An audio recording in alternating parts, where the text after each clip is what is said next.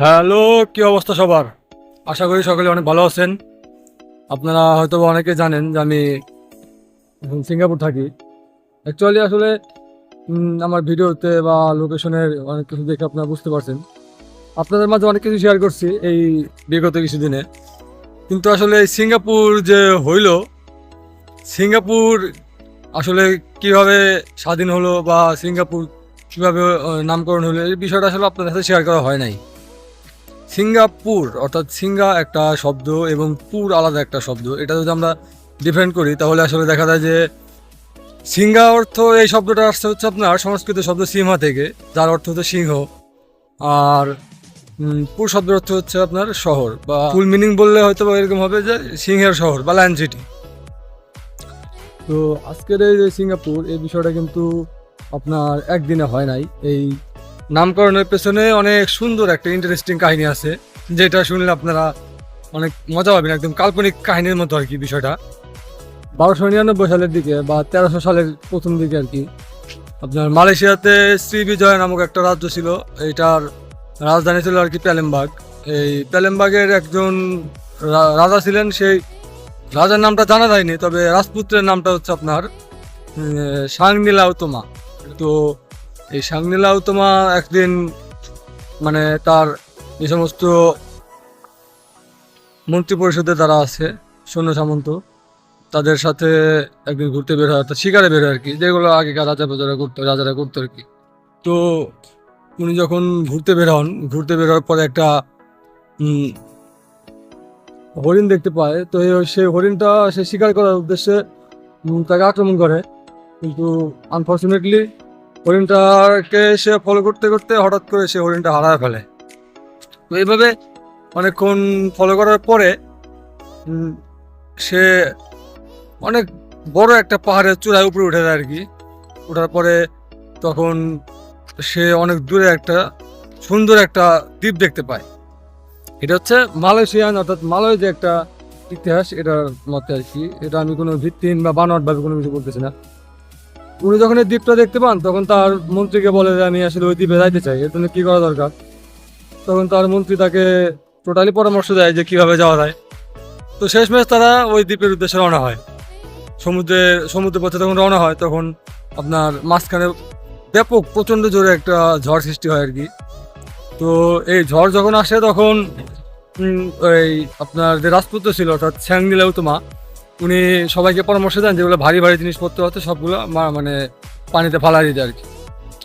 তো সকল কিছু ফালা দেওয়ার পরেও যখন আসলে তারা ঝড়ে কবলতে রক্ষা পাচ্ছিল না, তখন মন্ত্রী তাকে পরামর্শ দেয় যে রাজপুত্র, আপনি আপনার মাথার মুকুটটা পানিতে ফালা দেন, তাহলে হয়তো বা ঝড়টা কমতে পারে। তো যান বাঁচানো যেহেতু ফরজ, সেই সূত্রে আর কি এই রাজপুত্র তার মাথার মুকুটটা পানিতে ফালা দেয়। ফালা দেওয়ার পরে ঝড়টা কমে যায়, তখন সে আর কি এই দ্বীপে এসে পৌঁছায়। তো আজকের যে সিঙ্গাপুর নামটা, তখন এটা ছিল হচ্ছে তেমাসেক নাম। এটার নাম ছিল তেমাসেক। তো এই তেমাসেক দ্বীপে পৌঁছানোর পরে এই স্যাংনিলা উতমার সামনে অনেক বড় একটা বিশাল দানবে একটা প্রাণী পড়ে। তো এই প্রাণীটা তারা শিকার করতে চায়, কিন্তু প্রাণীটা আগে পালায় যায়। তখন এই স্যাংনিলা উতমা তার মন্ত্রীকে বলে যে আসলে এই জন্তুটার নাম কি। তো পরবর্তীতে উনি এটার নাম দেয় হচ্ছে সিংহ, যে প্রাণীটার নাম হচ্ছে সিংহ। আসলে আদৌ আপনার সিঙ্গাপুরে যে লায়ন সিটি বা সিংহের শহর, এটা কিন্তু আসলে একটা ইন্টারেস্টিং বিষয় হচ্ছে আপনার সিঙ্গাপুরে কোনো সিংহ বা সিংহ জাতীয় কোনো প্রাণী নাই। এই প্রাণীটার নাম যখন এই সিংহ মানে বলে আর কি, তখন এই রাজার যে রাজপুত্র ছিল, উনি এই দ্বীপটা অর্থাৎ তেমাসেক দ্বীপের নামটা করে দেওয়া হচ্ছে সিঙ্গাপুর, অর্থাৎ লায়ন সিটি। যাই হোক, এই তেমাসেক দ্বীপের নাম যখন সিঙ্গাপুর হয়, তার অনেক বছর পর আপনার 1958-57 সালের দিকে আর কি, যদি ভুল না করি, 1957 সালের দিকে ব্রিটিশদের হাত থেকে যখন একদম পুরো মালয়েশিয়া যখন স্বাধীনতা লাভ করে, তখন আসলে সিঙ্গাপুর মালয়েশিয়ানদের যে একটা ইউনিয়ন ছিল, ইউনাইটেড ইউনিয়ন এর অন্তর্ভুক্ত ছিল।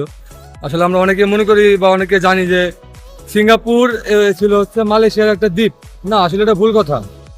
সিঙ্গাপুর এবং মালয়েশিয়া এরা কিরকম ছিল দেখো, যেমন বর্তমানে আপনার ইউরোপীয় ইউনিয়নগুলোতে আছে, যেরকম আপনার জার্মানি, সুইডেন, সুইজারল্যান্ড, ইতালি, এরা সকলে মিলে একটা ইউনিয়ন চালায়, যেটার নাম হচ্ছে ইউরোপীয় ইউনিয়ন। এরকম একটা ইউনিয়ন ছিল, সেটা হচ্ছে আপনার মালয় ফেডারেশন ইউনিয়ন, এরকম কিছু একটা আর কি। তো যখন আপনার এটা প্রতিষ্ঠিত হয়, তখন আপনার 1957 সালে তখন এরা স্বাধীনতা লাভ করে। স্বাধীনতা লাভ করার পরে আপনার দেখা যায় যে সিঙ্গাপুরে যে চাইনিজরা বসবাস করতো, আর ওইদিকে মালয়েশিয়াতে যে সমস্ত চাইনিজরা বসবাস করতো, তাদের সাথে বনিবনা হইতো না। তো যার জন্য আর কি মাঝে মধ্যেই সাধারণ পাবলিকের সাথে ঝগড়াঝাটি ঝামেলা হতো। তো এইভাবে যখন প্রতিনিয়ত সাধারণ পাবলিকদের মাঝে বা পুলিশদের সাথে প্রতিনিয়ত যখন ঝগড়া হতো, তখন ওই সময় অর্থাৎ 1965 সালের দিকে, তখন প্রধানমন্ত্রী ছিল হচ্ছে আপনার, ওনার নাম ছিল হয়তো আপনার টুংকু আব্দুল রহমান, এরকম একটা নাম ছিল। মালয়েশিয়া, উনি মুসলিম ছিলেন, মুসলিম শাসক। তো উনি চিন্তা ভাবনা করলেন যে আসলে এই এত পরিমাণ ঝগড়াঝাটি প্রতিদিন, বিষয়টা খুব একটা ভালো হয় না। তিনি তখন মানে মালয়েশিয়া থেকে সিঙ্গাপুরকে জাস্ট আলাদা করে দিলেন, যে আপনারা আপনাদের কালচার, রীতিনীতি সকল কিছু আপনাদের মতো করবেন, ওখানে আমরা নাক গলাবো না। ইভেন আমাদের যে মালয়েশিয়ান যে সমস্ত কৃষ্টি কালচার যেগুলো আছে, এগুলাতে আপনারা কেউ নাক গলাবেন না, এগুলো কেউ দেখতে আসবেন না, যা হয় হবে। এইভাবে আর কি তখন আপনার 1965 সালের 9 আগস্ট, এটা হচ্ছে সিঙ্গাপুর এবং মালয়েশিয়ার যে একটা সম্পর্ক ছিল, ইউনাইটেড একদম একটা সমঝোতা ছিল আর কি, ইউনিয়নের অন্তর্ভুক্ত ছিল, তখন হচ্ছে এই ইউনিয়নটা ভেঙে যায়। এই ইউনিয়নটা ভেঙে যায়, তো এটা ভেঙে যাওয়ার পরে তখন আপনার সিঙ্গাপুরের মতো আলাদা, অর্থাৎ সিঙ্গাপুর স্বাধীনতা লাভ করে একদম কোনো প্রকারের যুদ্ধ বিগ্রহ কোনো কিছু ছাড়াই সিঙ্গাপুর স্বাধীনতা লাভ করে।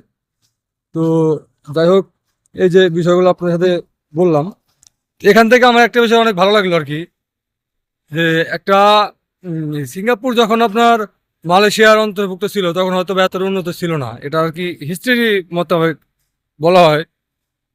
কিন্তু আজকের সিঙ্গাপুর আপনারা দেখেন, সিঙ্গাপুরে আসার জন্য মালয়েশিয়ান মানুষ তারা লাইন ধরে বসে থাকে, অথচ সিঙ্গাপুরিয়ান যারা আছে তাদেরকে সিঙ্গাপুর যাওয়ার জন্য লাইন ধরে বসে থাকতে হয় না।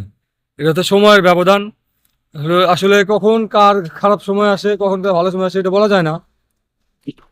কখন আপনার খারাপ সময় আসবে, কখন আপনার ভালো সময় আসবে, এটা নিয়ে আসলে অহংকার করার কোনো কিছু নাই।